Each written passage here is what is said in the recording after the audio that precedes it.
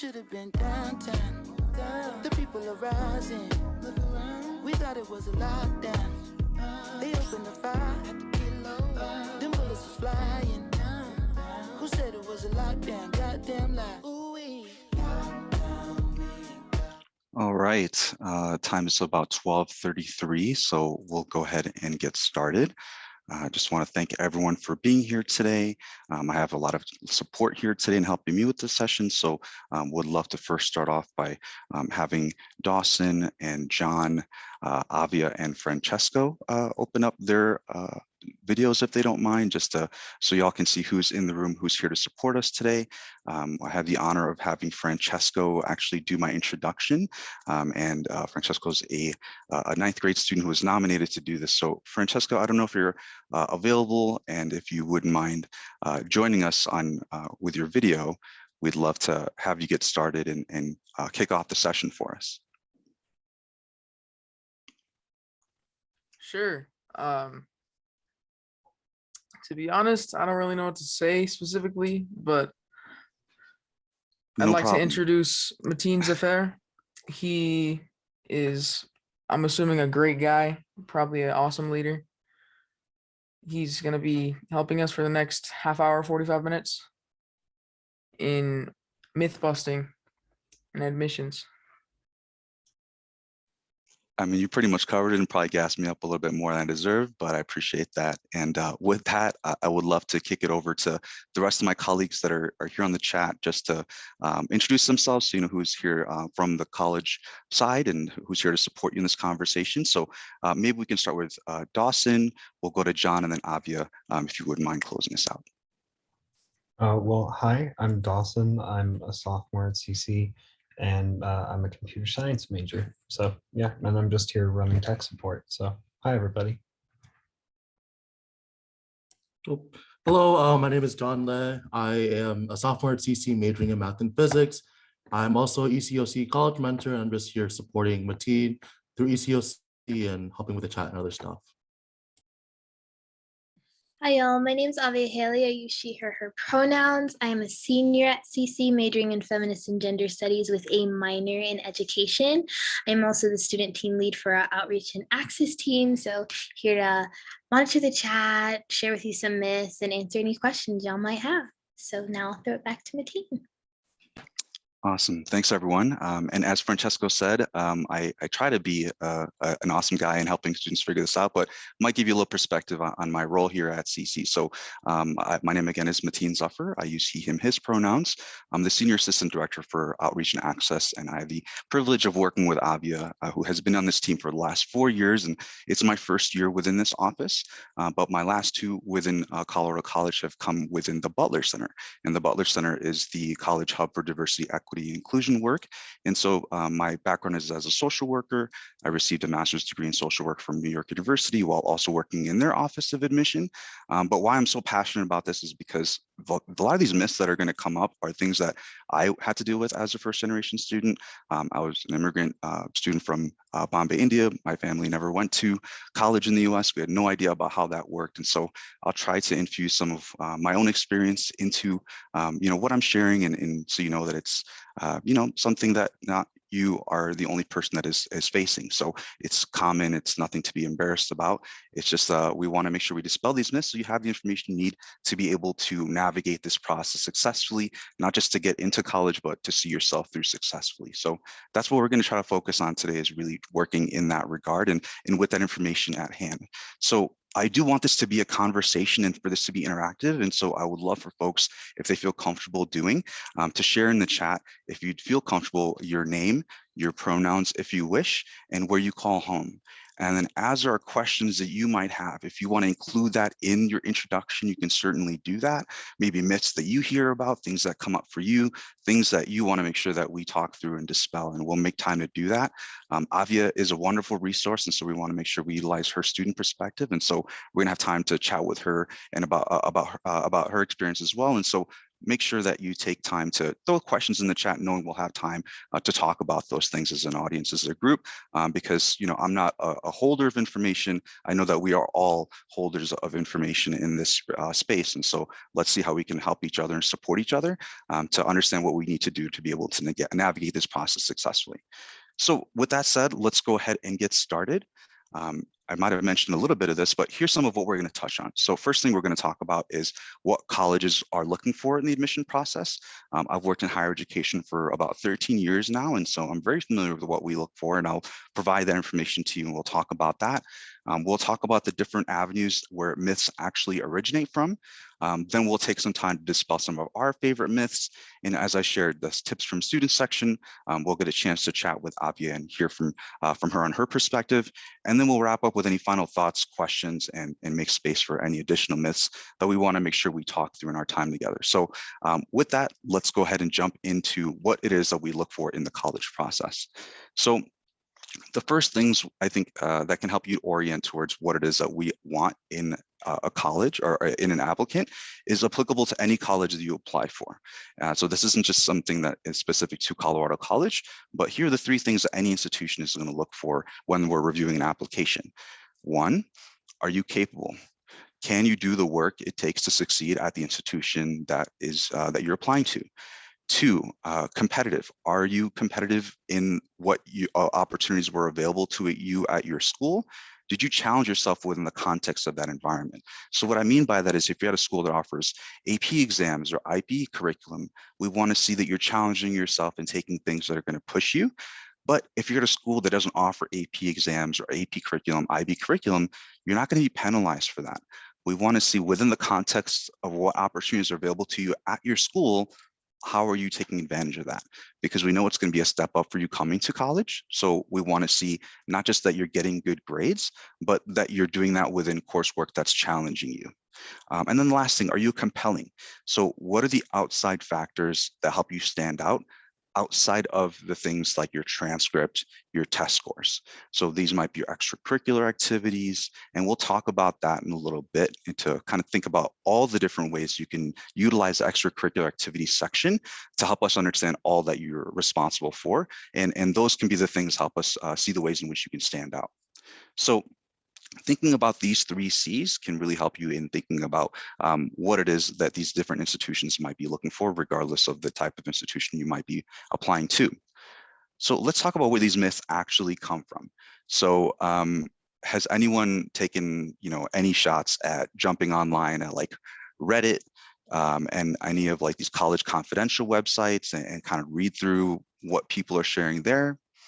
And if you have, that's okay, right? We're just trying to find information. But as this says here, don't believe everything you read. Some of the things that, I poked around on there too, to kind of see like what people are talking about. And often these are not informed perspectives. And so really take what you're seeing there with a grain of salt, understanding that the college admission process is very nuanced. And what one student's situation might be isn't necessarily what's specific to how that's going to land maybe when we're reviewing your application. So keep that in mind. Every one of these experiences and situations is a little bit different. Everything is has a little bit of nuance to it. And so think about that when you're reading what is provided online. Second thing, friends and family, they mean well, they want to support you in your education, but sometimes they might not always be the best providers of that information. So for me, when I was studying for the SAT and ACT, I had gotten the advice from someone. One of my friends told me that you can't study for the ACT. You either know it or you don't. And so with that, I was like, oh, okay, so I don't need to study for that because, well, then what are the point of that taking those like $1,000 classes? Also, when I would talk to my family about, hey, there's just classes that I want to take that might help me to study for this exam. My family would say, hey, we want you to go to the best schools in the country. Think about places like MIT. But then when it came to supporting that financially to make those things happen, it was this idea that like, that's not something that we're able to do. And so I would receive information from my family like, okay, we're not capable in this regard in providing you access to this. And from my friends, they would tell me that actually you don't even have to study. There's not a way to study for it. So that was some of the bad information I certainly got in regards to my educational priorities and how to prepare. Also thinking about alumni for the institutions you're applying to, cool, they can definitely provide you some historical perspective, but consider that their experience can be quite different from what is currently on campus and what opportunities might currently be on campus. And so their experience from however many years ago they were admitted might not necessarily line up with how the institution currently is. So think about that as you're trying to decide what information to take in from family, friends, alumni. And then the last thing, you are also the person that is really empowered to think critically about the information that you're receiving, right? So think about that, take that with a grain of salt, and hopefully this at least provides you some perspective as to the different avenues in which these ways these myths come from, and why maybe they might not be the best places to get information. So thinking about common myths, here are some things that come up. So, when it comes to the essay itself, right? I think often students will share with me when I'm on the road talking to students, they'll say, hey, I don't have like a really compelling story. Like I didn't, have something really tragic happen for me in my life. Well, that's not necessarily the point of the essay. The common sense is that you have to provide this tragic perspective, and that's not the case. What we really want to find out is like, who are you? What have been the experiences that define you? And what is it that you're looking for in an institution? And how can we see if we're the right fit for that? So, admission officers, we aren't really gatekeepers, but we're really people trying to help match you with an institution that provides opportunities for you that are relevant to your experiences and what you're telling us that it is that you're looking for. So your essay should really just focus on helping us get a better sense of who you are. And also the second point I think is really important, especially, we live in a very perfectionist society, and there's a sense that if you don't get all A's all the way throughout, that you're never going to get into a good school. And that's simply just not true. As this information says here, there's actually over 3,000 four-year colleges and universities in the US. And so if you think about that, multiply that by the number of thousands of numbers of students at each of these individual campuses and institutions. And I think that can help you see that there is a world that is much larger in terms of institutions and options that are available to you than you might be considering. And we'll talk about, some of the myths in regards to what is a good school and what's not a good school and how we talk about that. But this last point is really important too. When it comes to your application, the capacity or the capability part is the most important part when we're trying to determine those other two pieces of those C's, right? Like, is your application competitive? And will you be successful in a place like this? And so when we're thinking about the compelling parts of your application, those don't matter as much unless the capability component is there. So if you have had success on a regional, state, national level, but your grades really don't align with what it would take to succeed in an institution you're applying to, that can make it challenging to find a path to help you, to advocate for you in the admission process. So think about that. While extracurriculars certainly play a component in helping us decide who gets in and who doesn't, and making those admissions decisions, those students still have an academic capability to them that allows us to then consider those extracurriculars to determine who are the students who are then hit that C piece, that is that compelling piece. So the next thing we want to talk about is myths about financing your education. And I think this is really important because, especially in the community as I come from, these are definitely the things that I was taught and told. So when I was looking at institutions, when I was a senior in high school, I saw the price tag of a lot of institutions and thought, I was like, there's no way I can afford that. What I didn't realize is that a price tag isn't necessarily the tuition and fees that are listed on a website is not necessarily what you pay, but it's more like a sticker price for your education. When you complete the financial aid paperwork, that allows you to receive a financial aid package that can let you know how much you're eligible for at that institution, which can dramatically reduce the amount of out-of-pocket expenses that you have. So, and the second one I think is also really important, that it's always cheaper to go to an in-state school than a private or independent college. And that's what we're talking about when it comes to financial aid packages. You don't know what a school is going to offer you until you complete that information and submit that application. So take the time to do that, because that as you see here, like students with significant financial need often find themselves with really strong financial aid packages. Now, I didn't understand that. And what I did was, oh, I thought I'm going to save money. I'm going to go to a community college, and then I'm going to transfer to a 4-year state school. And so I went to a community college for my first year, and then I transitioned to a state school. But what I didn't understand or realize at the time is that financial aid packages tend to be more generous with first-year students than they do with students who are transferring in. And so while I certainly might have saved some money in regards to taking some coursework at a community college where it was cheaper for me in that first year, the financial aid I received may have been more generous had I applied as a first-year student.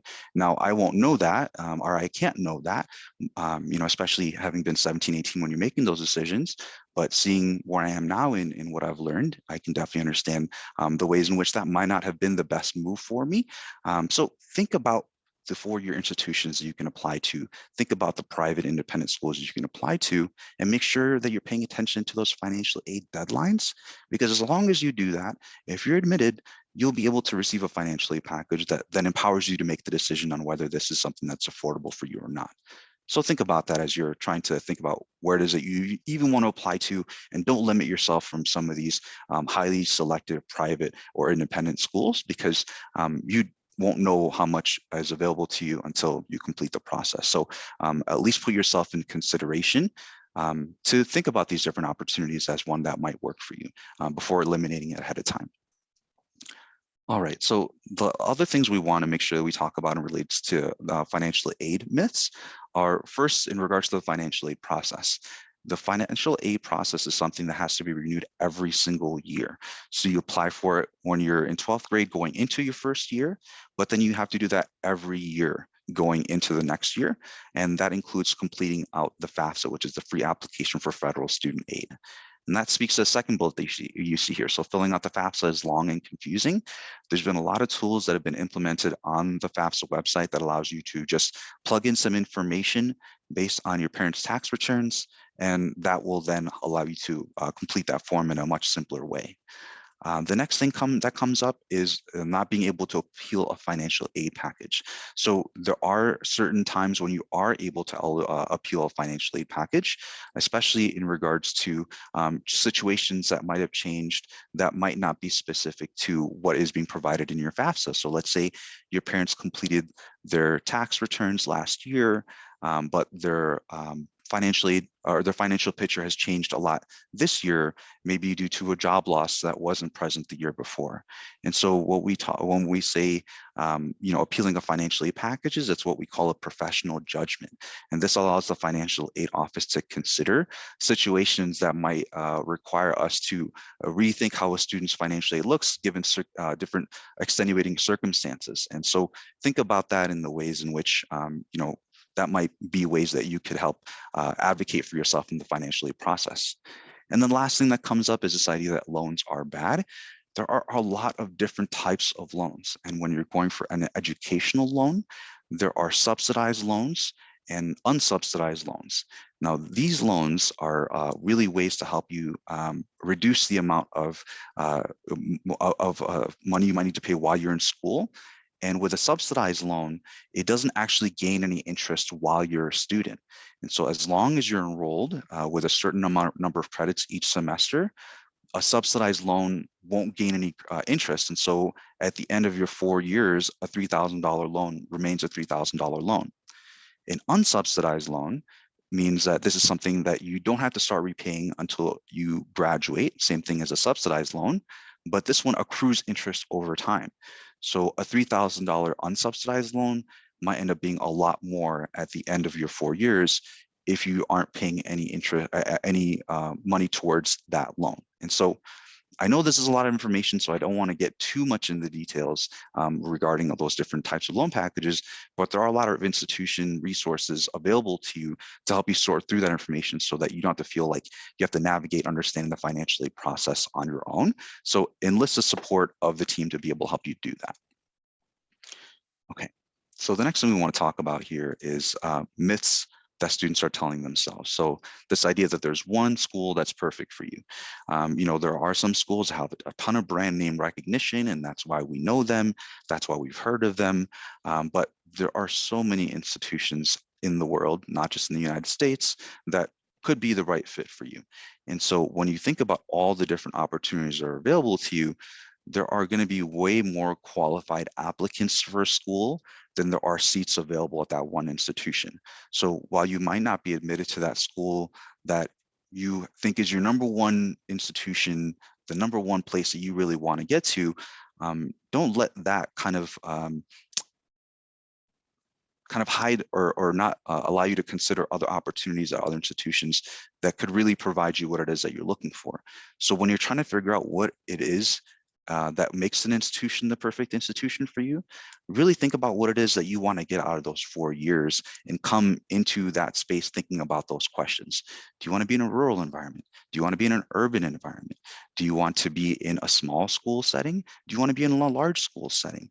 In addition to having your major, you're going to spend at least 3 to 4 years in this place. So thinking about what else the space offers you that's going to help support you to be your best self over that 4 years is also really important. So think about all the different factors it takes and what helps you feel most successful or aligned with what it is that are your ultimate goals. So next thing we're going to talk about is colleges expect me to have specific passions or to be very well-rounded.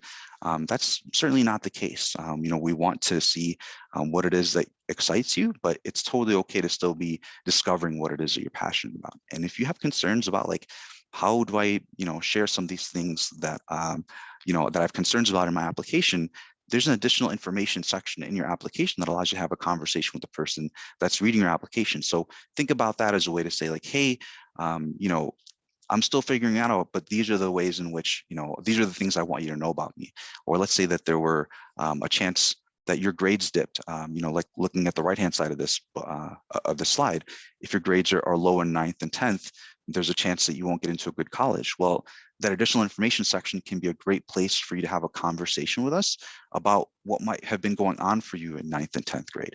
And we get that it's going to be a transition for you going from middle school and going into high school. And so we try to look at those grades with a bit of a grain of salt.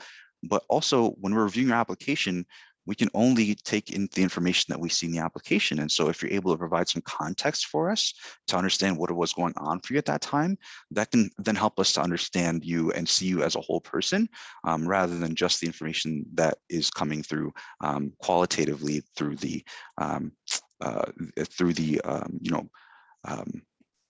transcript and testing. So getting back to this left side here, I need to know what I want to be. So let's dispel that. People change their majors and their careers all the time. You don't have to know exactly what it is that you want to be. If you have a sense of that, great. But there are a lot of institutions where you're able to apply undecided, you're able to be admitted undecided. You actually not sometimes have to declare your major until not much later in the process. And so think about that. We don't expect you to know everything, but if you have some sense of that, fantastic. But if not, you can also share with the institution what it is that excites you about the place as you're trying to figure out that question. Okay, so I know I skipped around a little bit and jumped to this low grades section, but let's talk about this. There are only a few good schools worth getting into. And that ties into this obsession over one school conversation. Really allow yourself to consider what it is that you're looking for an institution, and then work from that place to identify schools that offer the majority or all of the different factors that it is that you're looking for that's going to support you over this course of 4 years. And that also leads into the second point. Like if I haven't heard of a college, it must not be any good. And that's certainly not the case. There's over 3,000 institutions in the US, and some have much better brand name recognition than others, but that doesn't mean that there aren't still significant and tremendous opportunities and institutions that you haven't heard of yet. Speaking as a person that works in the Office of Admission at the Colorado College, sometimes students haven't heard of us and they might apply as a QuestBridge scholar, and through that process they discover us quite late. and then they learn more about our institution, and then they illustrate to us like, wow, I hadn't even heard of this place until I started looking through the QuestBridge application process, and I really found that there's a lot here that might work for me. And so think about there are tremendous institutions, not just CC, that might be hidden gems that are specifically geared to what it is that you want to do or supporting you in the ways that you need. So utilize the websites of these different institutions to get a sense of what they offer, because I guarantee there's institutions that you're not familiar with yet that could be really fits for what it is that you want over these next 4 years. And this last thing I think is really important as it talks about extracurriculars. Remember earlier I mentioned about that C compelling piece and talking about extracurriculars. This is more than just the clubs and sports teams you're a part of at your high school. This can also be caring for a younger sibling, caring for an older grandparent, family responsibilities that you have to support your parents who work full time. So all the things that come into the family responsibilities you have, these are the things that you want to share with us. Are you working at your family business? Are you working a part-time job to support your family? What are some of the household responsibilities you have that exist outside maybe of some simple chores? Like, are you responsible for grocery shopping, cooking, caring for young kids, things like that? These are all things that you can share with us to give us a better sense and a picture of all that you're doing right now. Okay. So next thing we'll talk about is myths about the application process. Colleges cap the number of students from certain schools. That's simply just not the case. There is always variance in that, and good students are good students regardless of where they come from. And so there's not like any kind of caps that we have in regards to, what students we accept from how many schools or how many schools we accept from a certain, or how many students we accept from a certain school. This next thing is also very important. Once I get my admission letter, I can just chill senior year. We ask for your final transcripts at the end of the year. And if you have a tremendous drop off from your previous grades, your offer of admission can sometimes be rescinded. So you really don't want to slack off. You don't want to do all this work to get to this point just to then not finish strong and not be able to get into the institution you want to. So I will say in my time that has happened to students. It's not often, but it does. And so you don't want to be in that position where you're one of those students. The next thing is colleges don't actually read my app, they just skim it. So we love finding compelling information, and a lot of people are reading your application. And so think about the ways in which you can share information with us that isn't just regurgitating stuff that we can find in other parts of your application, but helps us see you in ways that we might not be seeing otherwise.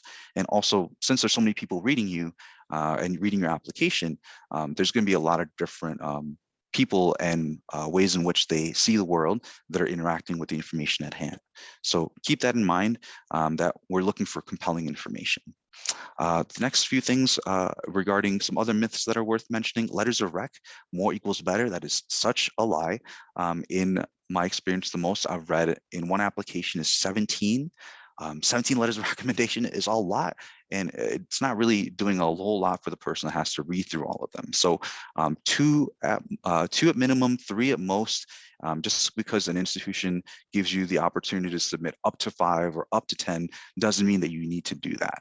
Help the person that's reading your application by just picking a few people that really know you in a deeper way than outside of the classroom. The weighted GPA is most important when my grades are being reviewed. That is not the case. Every institution I've worked for has never utilized the weighted GPA to help us make admissions decisions. Most of the time, we're looking at how rigorous of a curriculum was available at your school and how well did you do in those courses. We're not looking at the GPA necessarily, but the letter grades in the courses and how rigorous of those courses actually were. The next thing, I need to fill every space of my application or else it looks bad.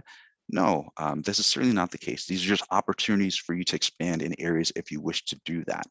The next thing you'll see here is students who are legacies have advantages over me. And again, I want to dispel that myth. That is certainly something that is in consideration in the application process, but it is still not something that disadvantages you. We're still looking for the same type of academically capable student.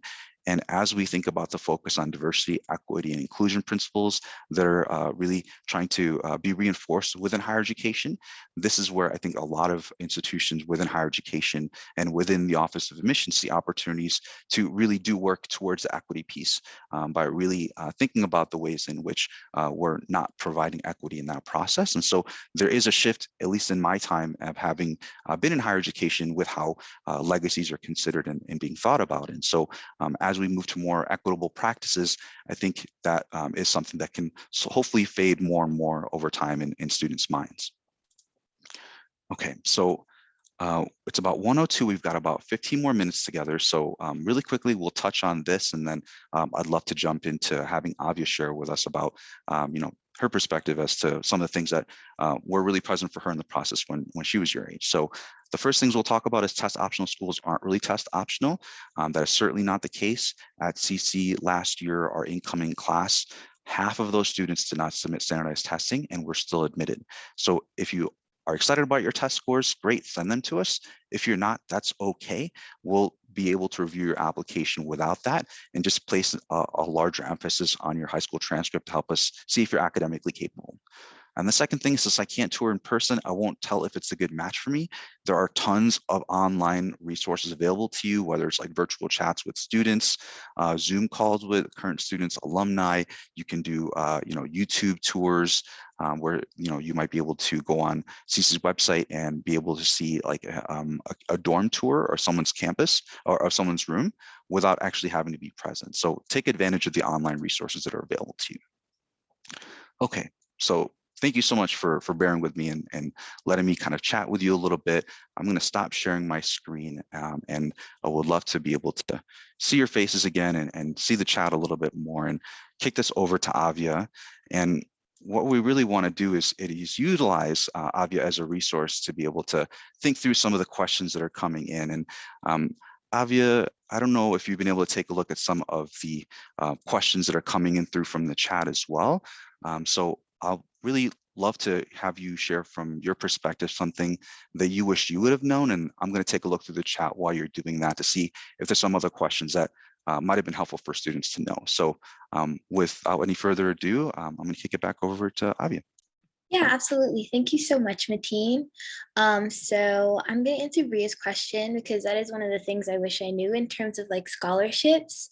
So some of the best scholarships you can get are local or either identity/affinity based. And so a lot of the times you'll look at your region, in your high school, there will be different types of things. A lot of good scholarships come from banks or local organizations like your YMCA. There are specific websites, there's like Scholarship America, things of that nature, but I feel like it's best to specialize it towards your experience. Also, if you have an idea of the college or university you want to go to, a lot of times they offer scholarships, whether that's merit-based, whether that's through alumni pool funds. So you can always find that on a college webpage. You just search scholarships. And something I wish I knew is I was someone who got a whole lot of scholarships and I was super excited. But something I wish I knew is the important scholarships to get were the four-year scholarships, because it's great when you're a first-year student and you're coming with all these scholarships and it's being applied to your package. But if it's not one of those like 4-year or reoccurring scholarships,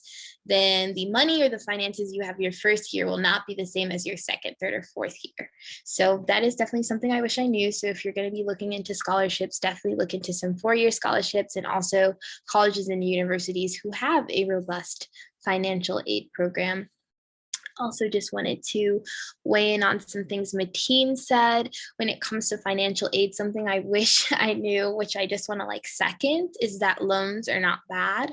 Like, I don't know if you guys have done some research on CC, but it costs about like $80,000 to go here a year. So I'm a fourth year, I'm a senior, I took out loans. Like Mateen said, a lot of my loans didn't have interest. And so I'm leaving school with like $10,000 in loans, which is like less than a car. And it's like substantially under the amount of like the national average. And so that's just my own personal story. And how I got that is also the appeal process. So that's something also not to be afraid of, but just like in general in college, make sure you're advocating for yourself and you're being your own kind of like agent for change. So like, I really love CC, wanted to be my dream school. I got my package back and I was like, there's no way I can pay this. And so at first I was like, there's nothing I can do. And I was like, well, maybe I'll just like contact the office. And they're like, you can totally appeal. And then I wrote a letter about my needs. And then I was given even more financial aid. And like, you kind of hear my story. I'm a senior here with minimal loans, and I had a wonderful experience. So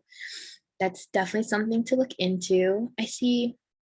Do scholarships change FAFSA applications? No, scholarships will not change your FAFSA application, but they could change the financial aid award you get as a student. So you might get an award and then say you have some scholarships, they might take some money away, but it can also be beneficial into the fact where my scholarships, they took loans amount away. So I might have had like say 2,000 in loans, and then I had 1,500 in scholarships. So then I only had to take $500 out in loans. So it won't change your FAFSA, but it could change the financial aid you have for a school. Awesome. Thanks, Avia. And folks, feel free to keep the questions coming into the chat. And I'm going to ask Avia if there's I know you touched on this briefly in terms of how you decided to, accept your offer to CC, but I'm curious to know from you, what were some different criteria you were using to help you evaluate which is a type of institution you wanted to get to, and how did you ultimately land on CC? Yeah, absolutely. So rigorous, eager go-getter student, I applied to 13 schools and I got in. And so then the process of that was doing a lot of research on all these schools. And the biggest thing was making sure that their values aligned with mine, because like Mateen said, whether it's 1, 2, or 4 years, you're kind of dedicating a lot of your life and your time to that institution.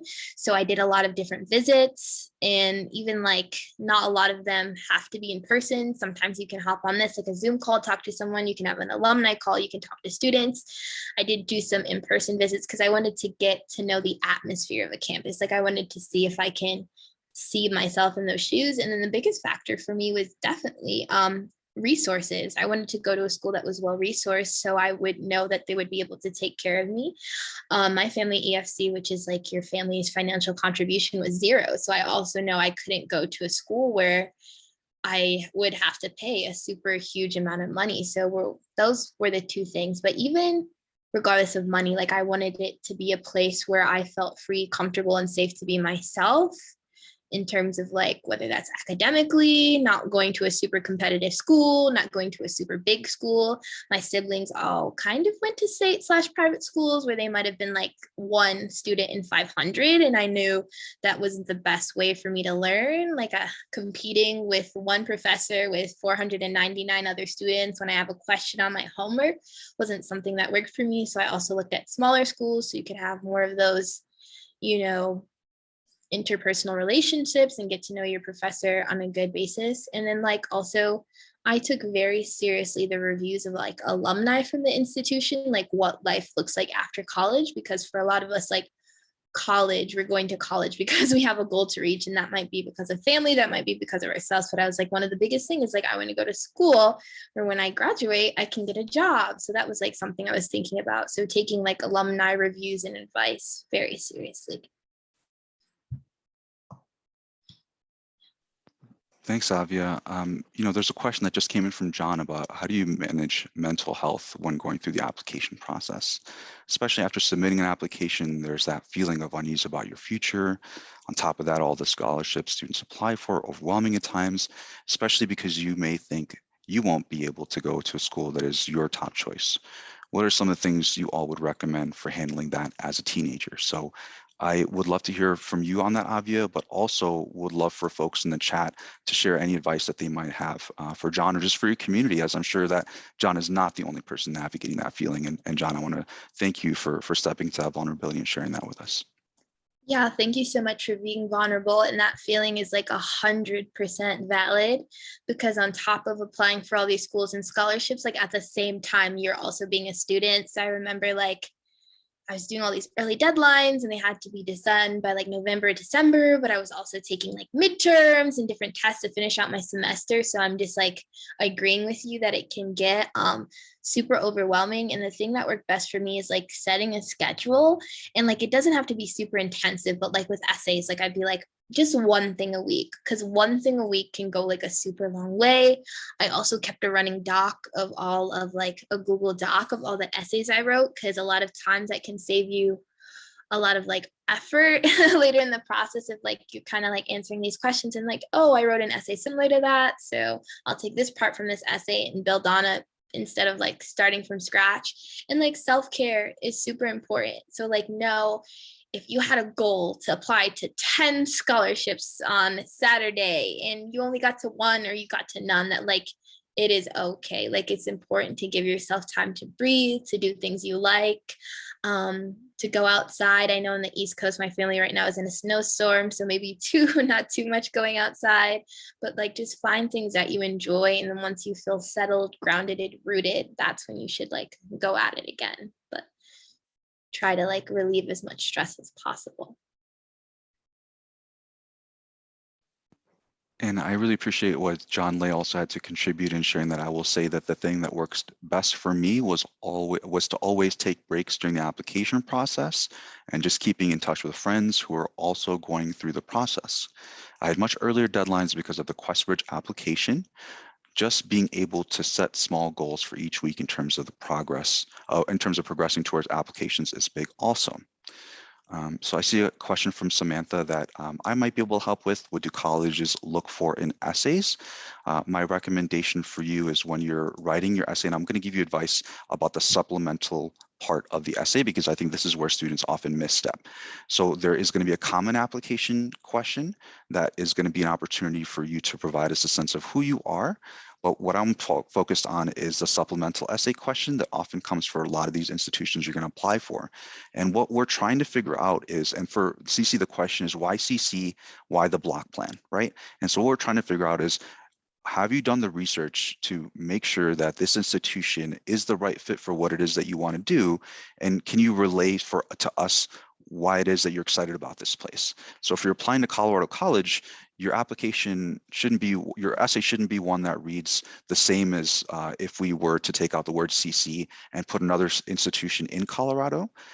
So it has to be more than just wanting to be in a place where there's sunshine and skiing and access to the outdoors, right?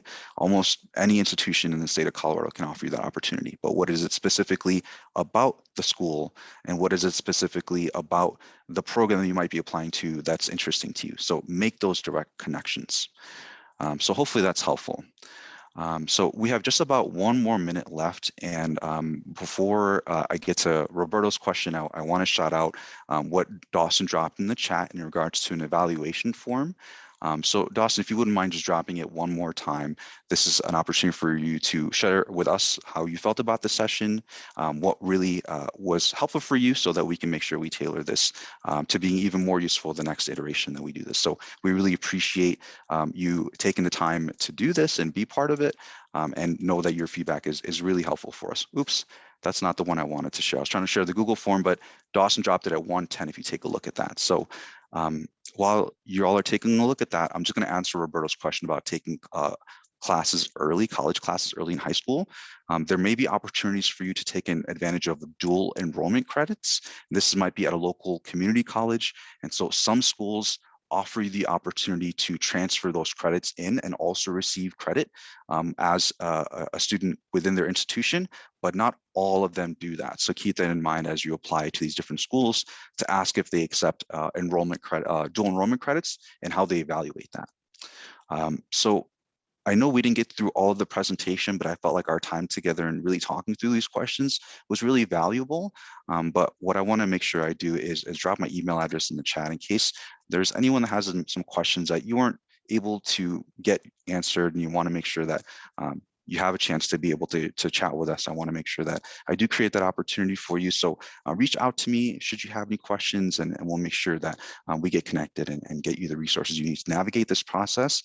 I just, again, want to say thank you so much for being here, for your time and attention, and all the great questions that came in, and the community support and advice that came through. So with that said, I hope you all enjoy the rest of today's summit. And thank you again for taking the time to fill out that feedback form. Please email me if there's anything else you have, and wishing you all a great rest of your Saturday. Thanks again, everyone. Take care.